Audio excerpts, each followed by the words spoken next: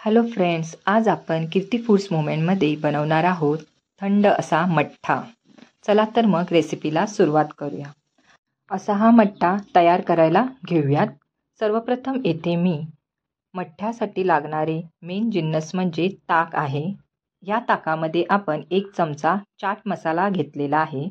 नंतर आपण जिरा पावडर घेणार आहोत, तीही 1 चमचा यामध्ये घालणार आहोत. त्यानंतर 1 चमचा मीठ घेणार आहोत, तेही यामध्ये घालणार आहोत. नंतर चिरलेल्या हिरव्या मिरच्या आणि चिरलेली कोथिंबीरही घालणार आहोत. या सर्वांना एकत्र करून त्यांना या ताकामध्ये मिसळून घालायचे आहे. नंतर यामध्ये आपण साखर घालणार आहोत. हे सर्व जिन्नस एकत्र करून त्यांना चांगले एकजीव करायचे आहे. नंतर त्यामध्ये थंड पाणी घालून त्याला परत एकदा एकत्र करायचे आहे. त्यामध्ये तुम्ही बर्फाचे तुकडे सुद्धा घालू शकता. असा हा थंडगार मठ्ठा येथे तयार झालेला आहे. हा मठ्ठा शक्यतो जेवल्यानंतर घ्यावा, फार छान लागतो आणि आपली पचनक्रियाही चांगली ठेवतो.